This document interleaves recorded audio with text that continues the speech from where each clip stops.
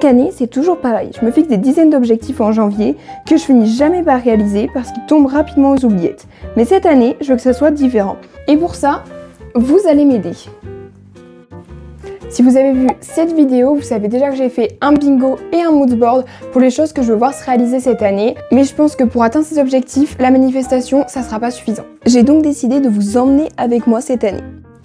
Dans cette vidéo, je vais donc vous lire ma liste d'objectifs et vous donner 2-3 conseils pour que vous puissiez réaliser les vôtres. Ensuite, tous les mois, je filmerai l'avancée de mes objectifs. Donc en fait, vous serez un peu mes partenaires de responsabilité. Donc un partenaire de responsabilité, qu'est-ce que c'est? J'en parle super souvent dans mes vidéos. En fait, un partenaire de responsabilité, c'est quelqu'un avec qui vous allez pouvoir échanger tous les mois, toutes les semaines, peu importe, sur quelque chose en particulier. Ça peut être une activité, ça peut être vos devoirs, ou ça peut être là, comme moi, avec vous, l'avancée de vos objectifs. Donc en gros, chaque mois, vous aurez une vidéo de la réalisation de mes objectifs avant 2027. Et chaque mois, vous pouvez voir mon avancée et me mettre la vôtre dans les commentaires pour qu'on progresse ensemble. Maintenant, je vais vous donner mes meilleurs conseils pour réaliser vos objectifs.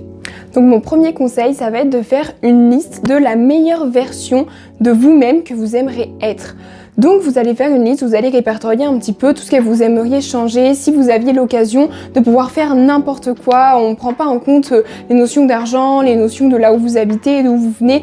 Peu importe, si vous pouviez être quelqu'un, qui est-ce que vous aimeriez être? Donc là je vous parle pas forcément au niveau de la beauté physique ou quoi, ce serait plus vraiment quelque chose d'interne. Et encore ça peut aussi être quelque chose d'externe. Par exemple, j'aimerais, je sais pas, mieux me maquiller, c'est quelque chose de physique, mais ça reste quand même que c'est réalisable, c'est des objectifs. Donc vraiment, écrivez la meilleure version de vous-même. Donc je sais pas, ça peut être, j'aimerais être une fille qui a grave confiance en elle, qui a des bonnes notes, qui réussit dans ce qu'elle entreprend, etc.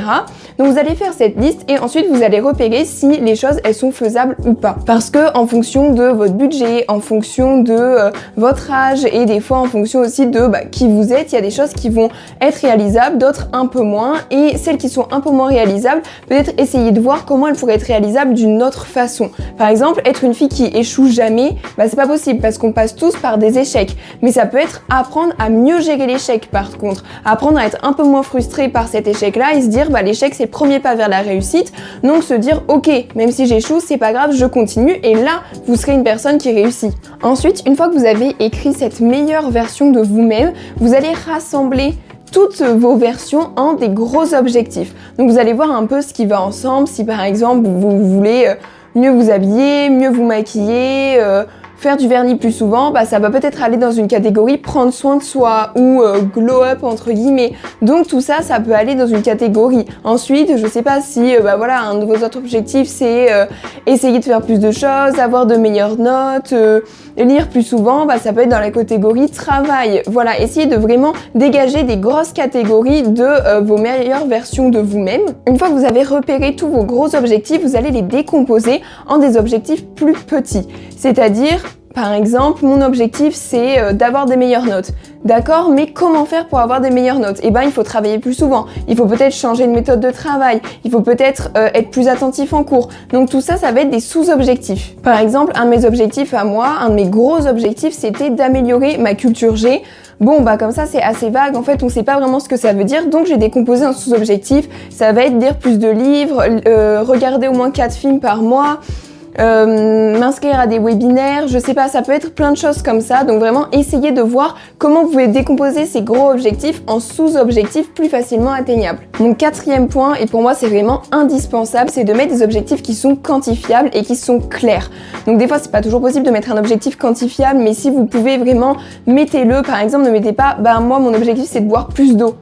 Boire plus d'eau, ça veut dire quoi en fait? Parce qu'à la fin de l'année, est-ce que vous allez vraiment pouvoir être capable de dire ah oui, là je sens que j'ai bu plus d'eau? Non, ça va être là je pense que je bois à peu près 1 litre d'eau, je vais essayer d'en boire 2 litres par jour par exemple. C'est comme ça qu'on fait des objectifs quantifiables, et comme ça c'est beaucoup plus facile déjà de repérer votre progression, ou au contraire de repérer si vous progressez pas, si vous voyez que vous buvez toujours 1 litre d'eau par jour, c'est peut-être justement le moment de changer cet objectif là.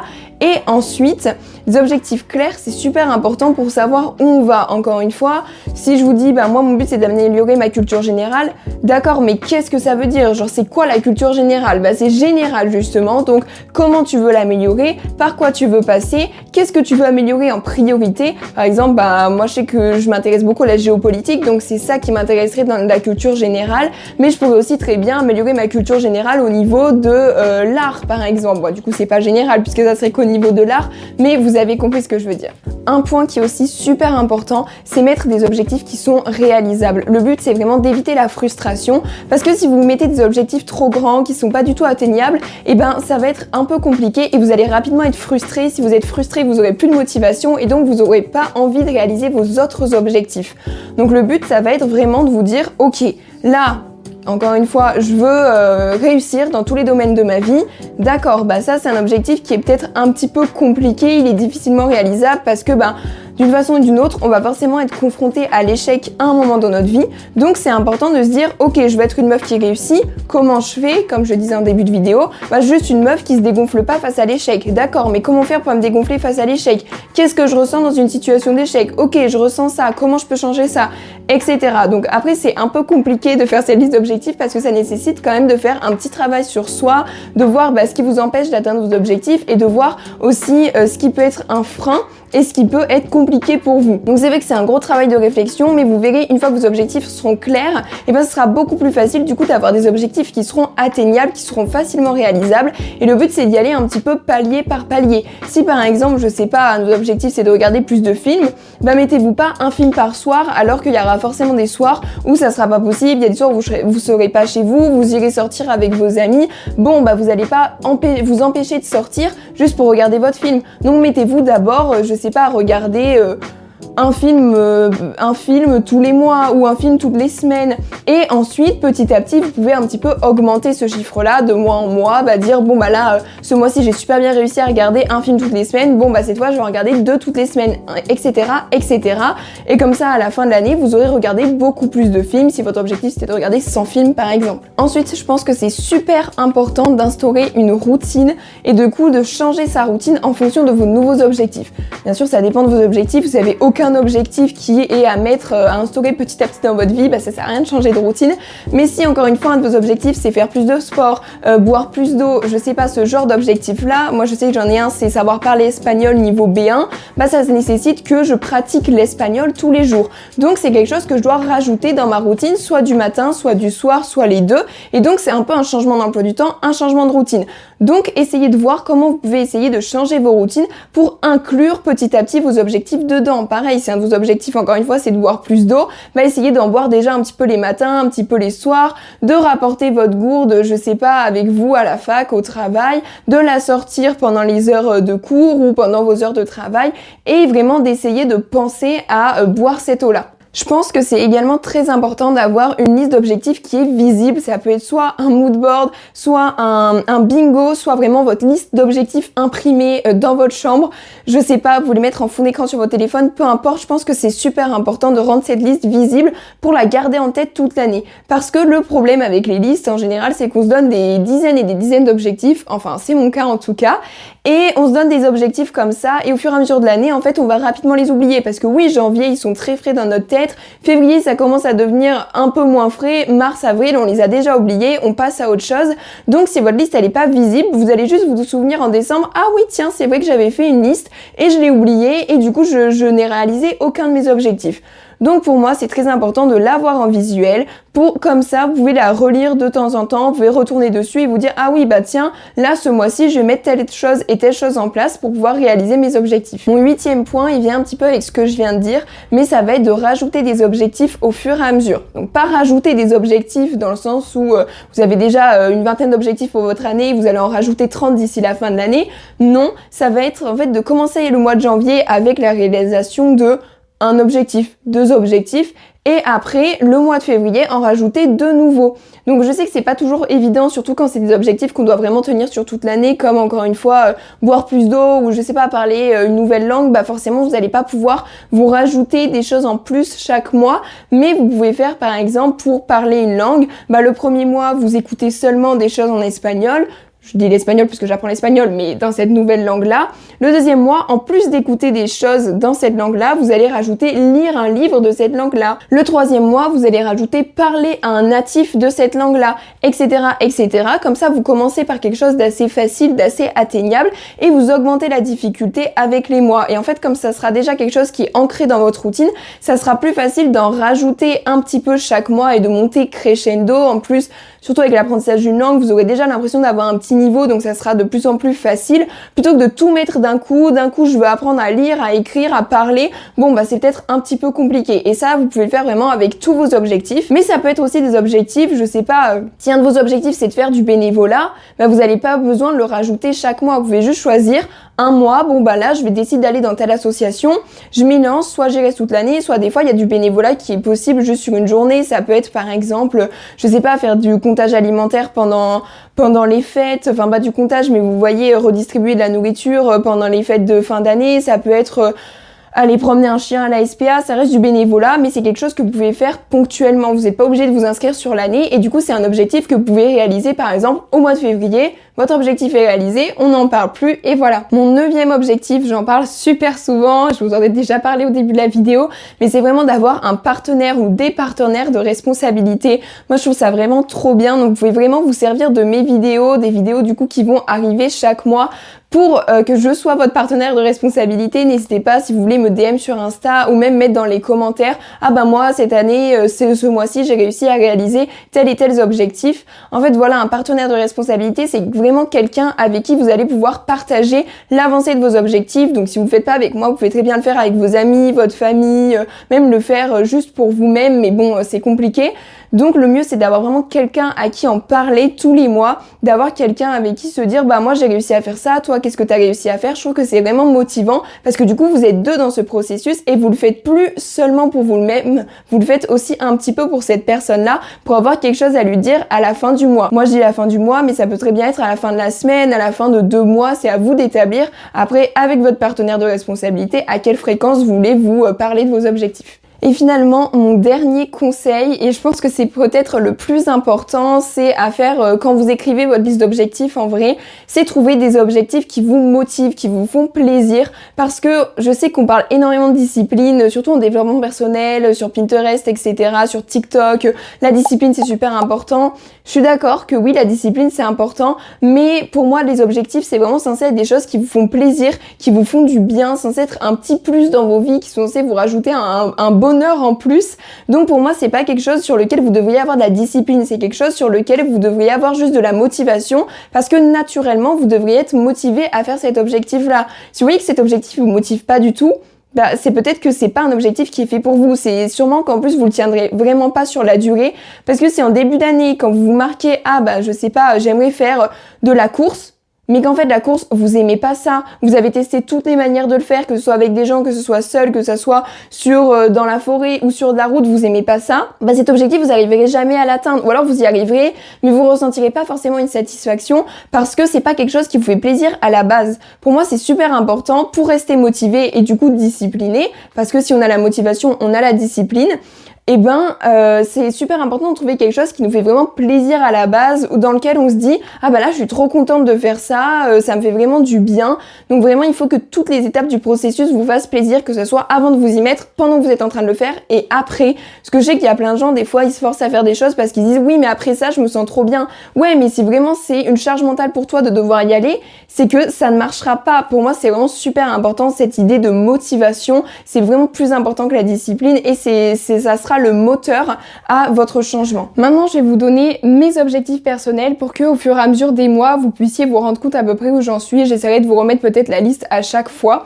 Donc vous allez voir, j'ai des objectifs un peu spéciaux des fois, et j'ai des objectifs sur lesquels vous pourrez sûrement vous y retrouver. Donc déjà, j'ai mis 2 intentions, j'ai posé 2 intentions pour cette année. Pour moi, les objectifs, les intentions, c'est vraiment 2 choses différentes. Genre mes objectifs, c'est vraiment ce que je veux réaliser, ce que je veux faire, c'est très concret. Alors que des intentions, c'est plus ce que j'aimerais manifester et ce que je vais sûrement réussir à trouver à travers mes objectifs. Donc ma première intention, c'est plus égale plus, en gros être beaucoup plus positive, essayer de pratiquer la loi de l'attraction, essayer vraiment de faire confiance en la vie et essayer d'être plus positive pour avoir ce mindset vraiment de ok, tout va bien se passer, ça va bien aller, on positive et ça va être cool, on a la joie de vivre. Ma deuxième intention, c'est être vraiment focus dans l'instant présent parce que je pense qu'il n'y a rien de mieux pour être heureux que de rester focalisé dans l'instant présent. Pour moi, c'est le plus important. Donc, c'est mes deux intentions. J'en ai que deux parce que ça sert à rien pour moi d'en avoir des milliards. Donc, n'hésitez pas à me dire dans les commentaires si vous aussi vous avez des intentions pour cette année. Donc, mon premier objectif, c'est de moins stresser. Donc là, vous allez vous dire, mais what the fuck, l'objectif trop bizarre.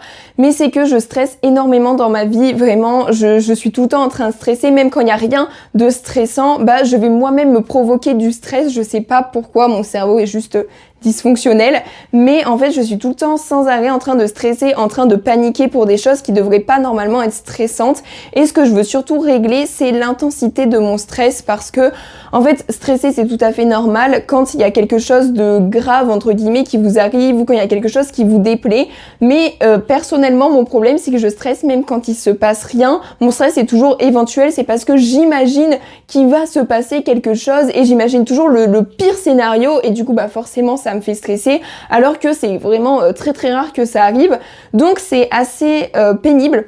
Donc pour moins stresser, ben mon objectif c'est clairement de prendre rendez-vous avec un psychologue et d'essayer de vraiment m'appliquer dans ce suivi et de vraiment réaliser les techniques qu'il va me donner, de réaliser les exercices qu'il va me donner, même si des fois ça peut être inconfortable, parce que je sais que la thérapie, ça peut des fois faire un peu peur, surtout que moi je fais de la thérapie cognitive et comportementale, donc c'est une thérapie qui est très confrontante parce qu'on va vraiment se confronter à nos peurs, on va y aller, où la psychologue va proposer des exercices spécialement sur nos peurs, donc c'est parfois un peu stressant. C'est stressant en fait d'aller chez le psy alors qu'il est censé régler mes problèmes de stress. Donc si vous allez en thérapie, si vous faites ce genre de thérapie, bah je pense que vous comprenez. Donc je sais que des fois ça peut être assez confrontant, mais je me dis que c'est pour aller mieux plus tard. Donc si vous aussi vous êtes dans le même problème, dites-vous que c'est pour régler votre problème. Au final, ça va mieux aller. Donc vraiment, continuez. Après, si vraiment la thérapie vous plaît pas du tout, vous sentez que ça vous met très mal à l'aise, vous pouvez aussi juste changer de psychologue. Toutes les thérapies sont pas forcément adaptées pour chaque personne et chaque personne est réceptive de la thérapie ou non. Mais en tout cas, voilà, c'est mon premier objectif. Donc mon deuxième objectif, je vous en ai déjà parlé, mais c'est améliorer ma culture générale. Donc ça, en gros, c'est mon gros objectif.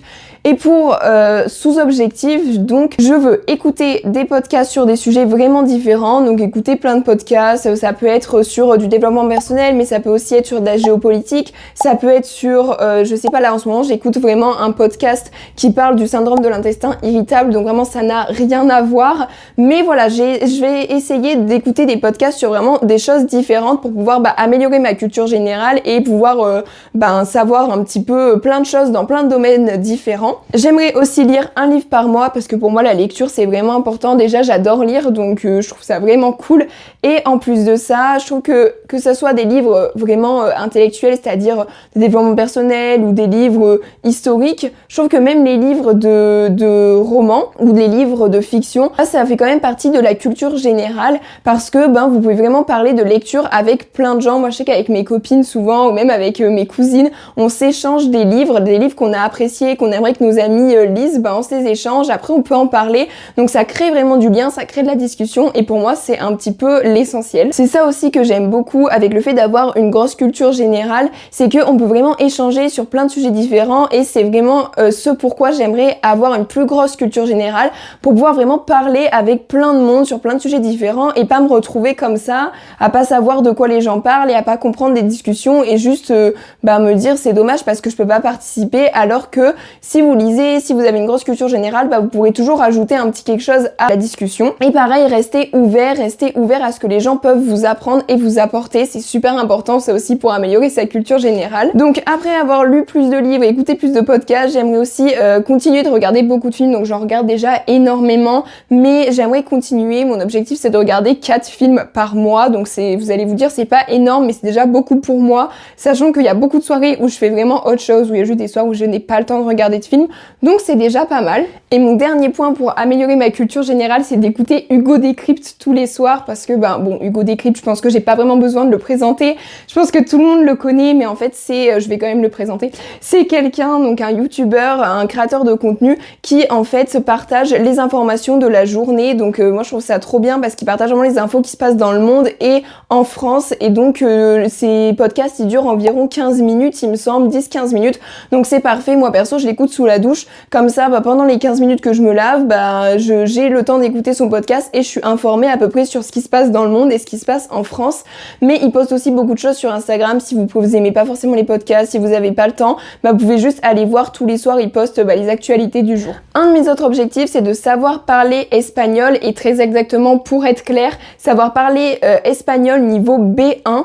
Donc mon but c'est juste de savoir mener à peu près une discussion normale avec quelqu'un, pouvoir échanger 2-3 mots en espagnol. Donc B1 c'est pas non plus un niveau de ouf, mais c'est un niveau suffisant quand même pour commencer à se débrouiller, à savoir parler de manière assez fluide avec quelqu'un. Donc c'est vraiment mon objectif. Et donc pour ça, je veux écouter un podcast en espagnol ou une série en espagnol au moins une fois par jour, donc peu importe le moment. Déjà j'écoute des méditations tous les matins en espagnol, c'est pas mal, mais j'aimerais pratiquer encore plus, donc écouter encore plus.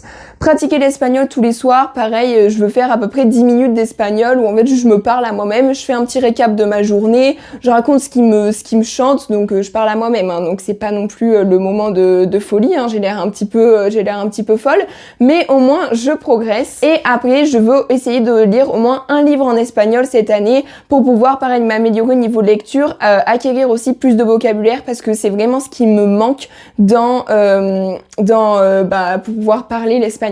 Ensuite, je me suis fait une catégorie Boss Girl, donc c'est pas vraiment un objectif, là c'est pas très clair parce que devenir une boss girl, en gros c'est ce que j'aimerais être, mais quand je vais vous donner mes sous-objectifs vous allez à peu près comprendre. Donc déjà quelque chose que j'aimerais vraiment arrêter, c'est les insultes. J'y travaille énormément dessus et j'ai une de mes potes qui m'aide beaucoup parce que elle aussi elle veut arrêter les insultes, donc à chaque fois qu'il y en a une de nous deux qui dit un gros mot, on se dit insulte et comme ça fait un petit peu plus réfléchir. Mais c'est vrai que c'est très compliqué, donc on dirait pas forcément comme ça parce qu'en vidéo je fais quand même un peu attention à ce que je dis. Puis bon, c'est plus facile avec le montage, on peut juste enlever si jamais on a dit quelque chose de travers. Mais dans la vraie vie, on peut pas reset en fait ce qu'on vient de dire. Donc j'essaye de vraiment faire attention, mais c'est trop compliqué parce que c'est des mots qui sont vraiment ancrés dans mon quotidien. Quand je parle, ça fuse, ça vient tout de suite. Vous voyez déjà, je parle très vite. Des fois, je bégaye parce que j'arrive pas à retrouver mes mots. Donc moi, quand c'est dans ma tête, je parle, ça sort. Et du coup, les insultes, des fois, elles vont un petit peu comme ça. Et je me dis, ça fait pas très bien, même si, si j'ai un entretien d'embauche ou si je parle avec des adultes, je vais quand même faire attention à plus surveiller mon vocabulaire, faire attention à ce que je dis. Donc elles sont pas présentes à ce point dans mon vocabulaire et dans mon quotidien, mais elles sont quand même assez présentes quand je parle à des amis, quand je parle avec ma famille, et je trouve que ça fait pas très classe. Enfin, c'est pas vraiment quelque chose que j'apprécie, c'est vraiment quelque chose que j'aimerais changer. Donc j'y travaille vraiment dessus et ma pote m'aide beaucoup. Donc si jamais vous avez besoin, n'hésitez pas à demander à vos amis de vous aider pour ça. Ensuite, quelque chose d'autre que j'aimerais beaucoup, donc vous l'avez un petit peu vu, mais c'est vraiment de parler plus doucement, d'avoir moins de mots remplisseurs aussi. Donc ces mots remplisseurs, c'est genre, en fait, tu vois, quoi. Ça, je l'utilise, je pense, tous les jours, tout le temps quand je parle. Pareil, les en fait, je le dis beaucoup. Le en fait, voilà, c'est atroce, en fait, c'est tout le temps dans notre quotidien. Le problème, c'est que je parle encore une fois très vite et donc j'arrive pas à me rendre compte quand j'en fais ou pas, mais je trouve que quand par exemple on passe à l'oral ou quand on est devant un recruteur pour des entretiens d'embauche, pour un stage, peu importe, déjà si on sait bien parler, si on parle doucement, on sait poser nos mots, on ne bégaye pas, on dit pas toutes les 30 secondes, ça fait déjà beaucoup plus professionnel. Ensuite, j'aimerais vraiment avoir moins la flemme, ça va un peu avec la vidéo que j'ai sortie il y a quelques jours. Vraiment, il y a quelques semaines maintenant, n'hésitez pas à aller la voir si vous cherchez des petits conseils pour avoir un petit peu moins la flemme au quotidien. N'hésitez pas à aller visionner cette vidéo, je vous ai vraiment donné mes meilleurs tips et j'essaye de les appliquer pour moi aussi. J'aimerais passer à peu près 2 heures maximum sur mon téléphone par jour. Pareil, il y a des trucs qui comptent pas vraiment. Je me dis si je passe 3 heures, mais c'est 3 heures à faire du montage, ça va. Mais c'est vraiment éviter le scroll, éviter de passer 2 heures par exemple sur Instagram parce qu'en fait j'ai fait que regarder des réels. Si c'est 2 heures à répondre à une amie, forcément c'est pas pareil. Vous voyez, c'est en fait améliorer mon temps d'écran et j'aimerais idéalement passer moins de 2 heures par jour. J'aimerais aussi diminuer TikTok, donc y passer que 15 minutes maximum par jour. Ensuite, j'ai 3 projets pour lesquels j'aimerais vraiment travailler, plus travailler cette année et pour qu'ils sortent soit en fin d'année, soit l'année prochaine, bref, pour qu'ils aboutissent, pour que vraiment ils se concrétisent. Donc je peux pas encore vous en parler puisque voilà, c'est un peu des projets secrets pour l'instant, mais normalement vous devriez les voir dans quelques temps, peut-être qu'ils sortiront que l'année prochaine. Mais en fait, c'est des projets que j'ai depuis super longtemps, donc soit que je réalise avec des gens, soit que je réalise toute seule, mais c'est vraiment des projets que j'aimerais voir aboutir, voir avancer. Donc j'aimerais vraiment me mettre à fond dans ces projets-là cette année. Ensuite, au niveau de YouTube, j'aimerais vraiment améliorer ma qualité des vidéos YouTube. Donc vous avez vu, j'ai investi dans un petit micro. J'ai aussi investi dans une lumière qui m'a vraiment lâché au milieu de la vidéo, mais c'est parce qu'elle a plus de batterie. Mais j'aimerais vraiment améliorer mes vidéos YouTube. J'aimerais en poster au moins 2 fois par mois et poster 2 fois par semaine sur Insta. D'ailleurs, n'hésitez pas à venir me suivre sur mon Instagram. Ensuite, la 4e catégorie, c'est prendre soin de moi. Donc en sous-objectif, je vais avoir faire du pilates tous les jours, à part les jours où je fais du sport à l'extérieur. Je fais du sport du coup 3 fois par semaine, donc j'aimerais bien continuer comme ça. J'aimerais aussi faire la planche, faire une minute de planche, donc une minute de gainage tous les matins pour retrouver les abdos que j'avais avant, parce qu'avant je faisais ça et ça marchait super bien, c'était super efficace. Ensuite, j'aimerais pratiquer plus souvent l'alimentation intuitive, c'est-à-dire faire beaucoup plus attention quand je mange, repérer mes sensations de faim, mes sensations de rassasiement, mes sensations de satiété et d'essayer de déterminer quand est-ce que j'ai des envies de manger spécifiques ou des envies de manger émotionnelles. Si vous comprenez pas trop de quoi je parle, n'hésitez pas à me dire dans les commentaires si vous voulez une vidéo plus complète, ou sinon n'hésitez pas à aller voir cette vidéo qui vous détaille un petit peu tout ce qui est comment mieux manger, comment avoir une alimentation intuitive. J'aimerais marcher 7000 pas par jour pour réaliser les recommandations de l'OMS. Donc il faudrait marcher 7000 pas par jour pour être en bonne santé.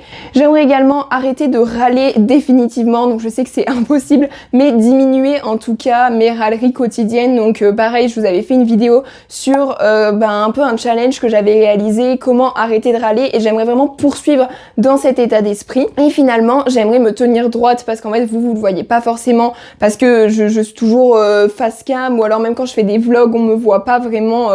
on me voit pas droite, on me voit jamais en fait entièrement à la caméra, mais j'ai une posture vraiment pas ouf, on dirait un peu le mec orange dans Les Zinzins de l'espace. Je me compare sans arrêt à lui parce que j'ai exactement la même posture. Ça va de vous mettre une image à l'écran, mais j'ai à peu près la même posture que lui et j'aimerais vraiment que ça change parce que déjà c'est pas très beau de se tenir comme ça, mais en plus j'aimerais éviter d'avoir des problèmes de dos plus tard, sachant que je commence déjà à avoir des fois un peu mal au dos quand je reste assise trop longtemps ou ce genre de choses. Donc j'essaie vraiment de me tenir droite et pareil, j'ai demandé aux gens de ma famille, à mes amis, de me dire tiens-toi droite quand il faut que je me tienne droite. Donc voilà, c'est tout pour mes objectifs, c'est aussi tout pour cette vidéo. J'espère vraiment qu'elle vous a plu, j'espère qu'elle est pas trop décousue, puis j'ai peur qu'elle soit un peu longue. Donc j'espère vraiment que ça vous a plu, j'espère que ce concept vous plaît, j'espère que le fait qu'on se retrouve une fois par mois pour discuter un petit peu de nos objectifs, ça va vous plaire aussi. N'hésitez pas en tout cas à tout me dire dans les commentaires, à me dire vos objectifs, à me dire ce que vous pensez de cette vidéo et à me dire aussi si vous voulez voir d'autres choses sur ma chaîne. Pareil, n'hésitez pas, je dis pas souvent, mais à venir me suivre sur Insta. Donc comme vous l'avez vu, j'essaye de poster 2 fois par semaine et de mettre des stories régulièrement. C'est pas toujours facile parce que je suis quand même étudiante à côté et j'aimerais réussir mes études, mais j'essaye vraiment d'être active au maximum, donc n'hésitez pas à venir me suivre. J'espère vraiment que la vidéo vous a plu et nous on se retrouve bientôt pour une prochaine vidéo. Bisous!